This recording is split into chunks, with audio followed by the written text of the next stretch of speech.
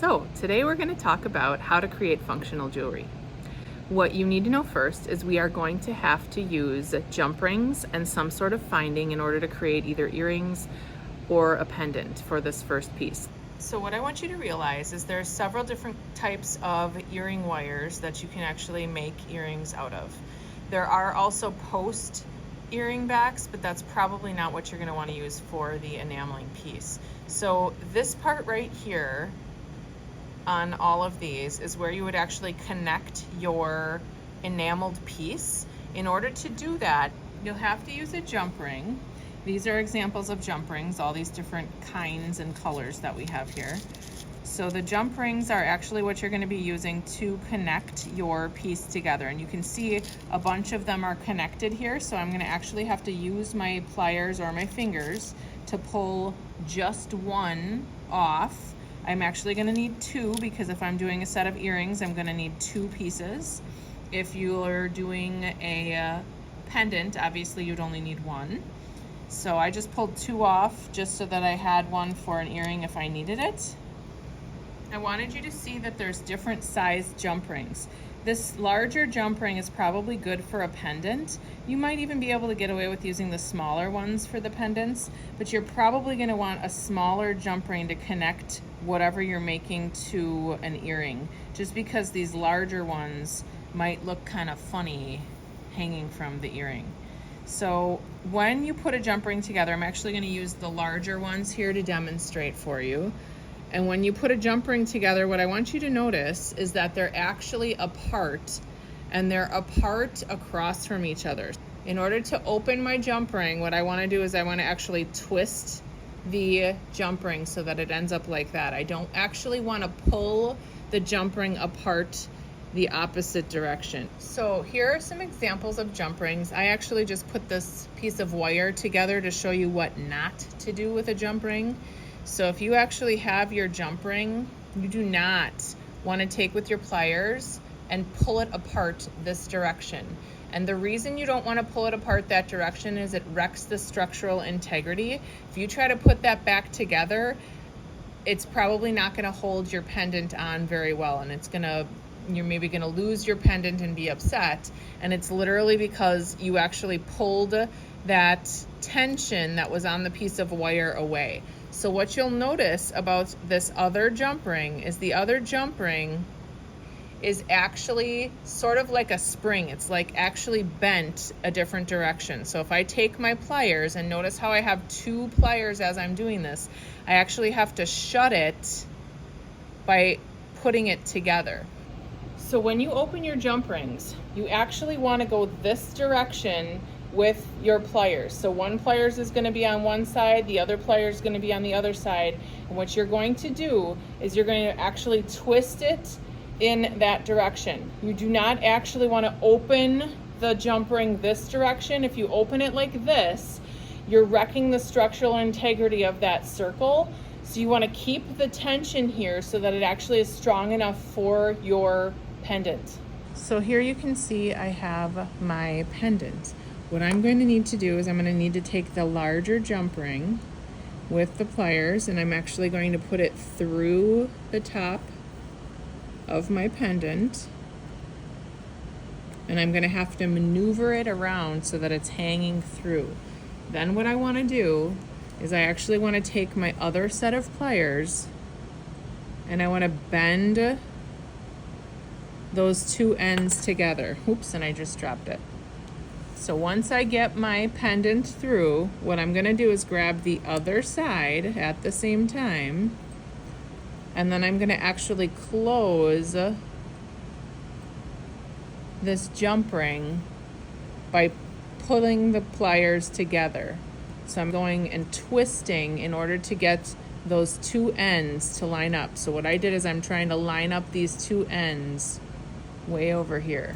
Once I have that totally lined up where I need it to be, I can put this on a chain.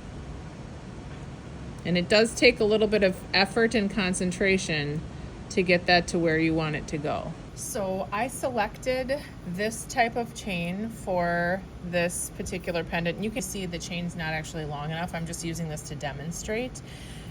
you'd actually need to decide how long you wanted the piece of chain for your piece. What I'm going to do is I'm going to go and put a jump ring on the end of one of these pieces of chain so that you can actually see how to connect a clasp to your necklace. In order to connect your clasp to your pendant, and this happens to be a lobster clasp. There are different kinds. It's called a lobster clasp because it seriously looks like a lobster claw. Hopefully you guys can see that. So here I'm going to try to put together my chain with my clasp. So once I have both my chain and my clasp together, I'm going to take my pliers and hold the one side of my jump ring, and then I'm going to take the other pliers and I'm going to bend these two ends together until they come to an exact match.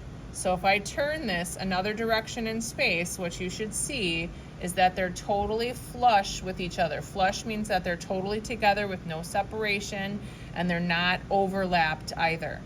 Once I have that direction, I can put another jump ring on the other side of the chain in order for this lobster clasp to grab onto. You don't really want to just have the chain there. The chain itself is too small to actually grasp anything. So we're going to put a link on the other side in the form of a jump ring in order to actually connect those together. So here I have the other end of the chain, and what I'm going to do is I'm going to take another jump ring and I'm going to connect that through the chain, and then I'm actually going to close that jump ring again. So I'll have to take one side and I have to put my pliers on the other side, and I have to do it in a way that I can actually grasp the jump ring. So I'm actually shutting this, and hopefully you can see I have two sets of chain nose pliers. You're probably going to have to share with a neighbor because each of you has one set of chain nose and one set of round nose. So you're going to have to share in order to get your chain to actually work. Okay, so here I have the one end with the jump ring, and then I have the other end with the clasp, and then they can actually go together. You would pull on this little toggle here, and this part would open up, and then you're going to actually put those together in order to wear that as a necklace. Obviously, I also need to be able to put this part through my chain. So sometimes what you're going to need to do is you may have to redo parts because you may have put things together too soon. So for example, I don't know if I'm going to be able to get this jump ring through this other jump ring that's on my pendant. I may have to take this off or that off in order to get those two together. We'll see what happens. Here I've picked my jump ring up, and I'm going to stick it through the other jump ring in order to connect my pendant to the chain. Once you have your pendant on your chain, what you can then do is you can actually use that clasp, and here you can see I'm taking the little toggle, I'm pulling it back, and it actually pulled that lever back, and then I can actually put my other jump ring through, and now I've got something that hangs. So the next thing I want to show you is how to put an earring onto an earring wire. And it would work similarly with these other earring wires. So I've got a different earring wire here, but obviously I'd need to put a jump ring through this portion instead of through that portion on the other ear wire type. It takes a bit of patience to actually get your earring wire on your earring with a jump ring.